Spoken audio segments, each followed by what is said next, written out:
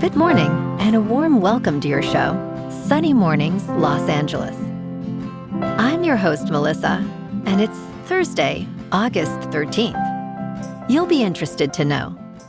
65 years ago, today, in 1961, workers and soldiers began erecting the Berlin Wall, sealing off neighborhoods and marking a sudden physical divide that transformed daily life in the city. The construction documented a determined assertion of control, but also crystallized a milestone in Cold War history, prompting creative civic responses and long-term reflection on freedom and unity. So now you know.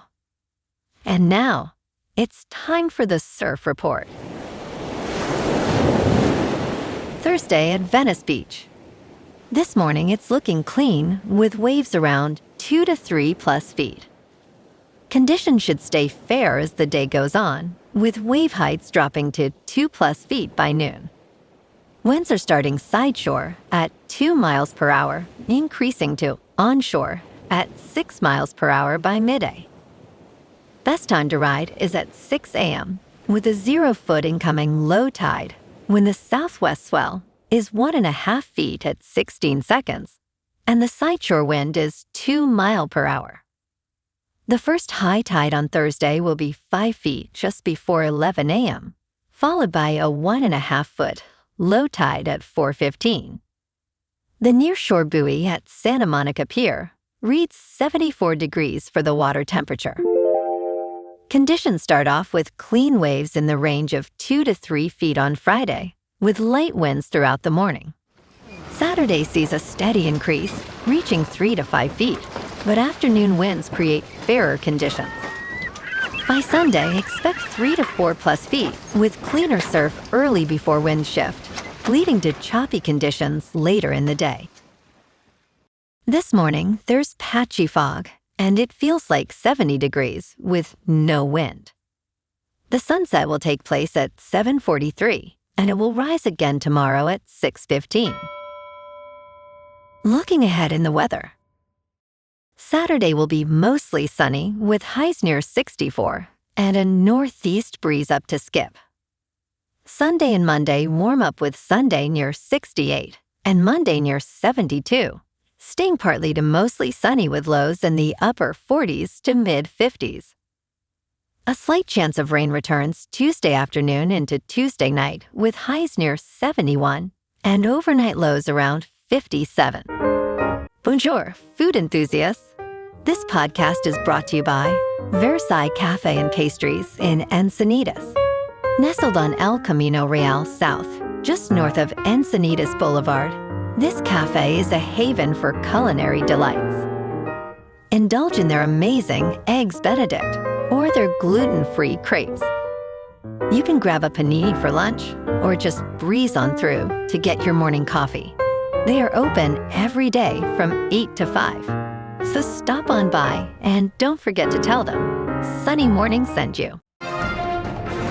In local news, with students returning to classrooms, environmental health officials with a Unified School District report no significant health risks from air contamination in Boyle Heights and nearby areas. However, residents remain concerned about lingering health effects from the Lineage warehouse fire, citing symptoms like headaches and nausea weeks after the fire was extinguished on June 17th. Air quality monitors at local schools are measuring fine particulate matter, methane, and hydrogen sulfide, with ammonia levels spiking since late July. Despite assurances of safety, experts emphasize the need for further understanding of long-term ammonia exposure, especially for vulnerable populations.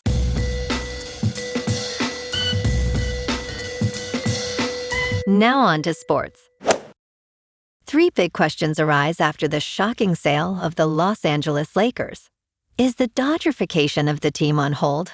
And what does this mean for a potential Las Vegas franchise? The Buss family's stewardship of the Lakers spanned 11 championships, while Mark Walter's tenure lasted less than a year. Walter will sell his shares to Bob Iger and Josh Kushner at a valuation of $12.5 billion.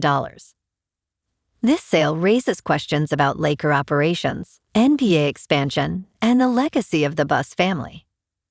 With so much uncertainty, the future of the Lakers remains unclear. In local sports, the Dodgers swept the Royals with a 4-2 win last night. Ohtani, Betts, and Fiducia all going deep. This is the third straight win for LA, 4 of 5, and they are now sitting at 73-48. They're back at Dodger Stadium tonight. Roki Sasaki on the mound against the Brewers to open a 4-game set. Behind the scenes, the rotation is taking shape for October. Yamamoto, Skubal, and a healthy Blake Snell headline the group, with Glasnow working back from injury. Meanwhile, the Rams are managing camp bumps. Puka Nacua left Tuesday's joint practice with a minor groin issue, and newest pass rusher Myles Garrett is nursing knee swelling. Nick Fay says extension talks are brewing for several young core pieces. Over in the NBA, the Lakers are changing hands.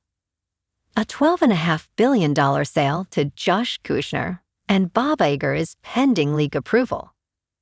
On the roster side, LA is sitting one contract over the limit, meaning a trade or cut is coming before opening night.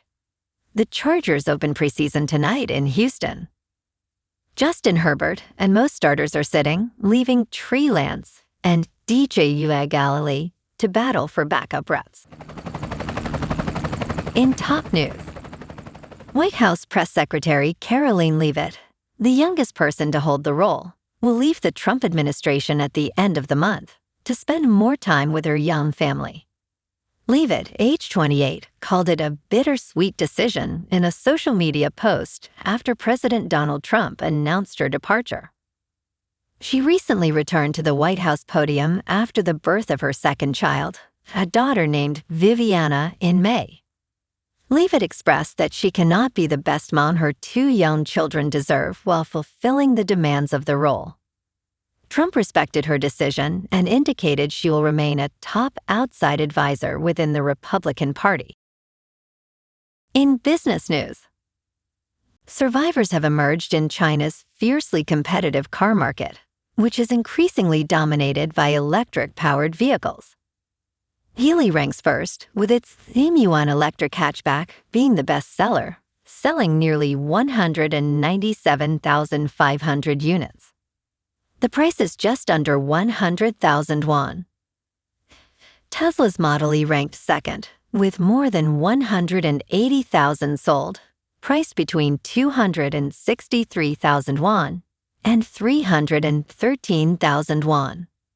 New energy vehicles accounted for 65.1% of new passenger cars sold in July, showing a significant increase from 54% last year. In crypto movement, Bitcoin is unchanged at about $64,000. Ethereum is unchanged at just under 1,900. And XRP is down 1% to $1.01. Moving on to a more local vibe. In our community spotlight on health and wellness, we are working with a national Pilates studio to bring you some free classes, so listen up. Check out Club Pilates, with several locations in the San Diego area. Pilates presents a comprehensive wellness approach, cultivating strength, reducing tension, and elevating mental well-being. Scientific research affirms its benefits. So now you can check out Club Pilates for a free class, with locations in Encinitas, Solana Beach, Oceanside, La Jolla, and more. Just be sure to tell them Sunny Morning sent you by. And now, back to the show. Let's talk tech. Some Claude users are upset that Anthropic's new watermarks will identify AI-generated content in their work. Anthropic recently decided to watermark outputs by inserting invisible code into the chatbot's text. This policy addresses the European Union Artificial Intelligence Act's Transparency Code, which mandates labeling AI-generated content. While regulators may be satisfied, many users expressed frustration.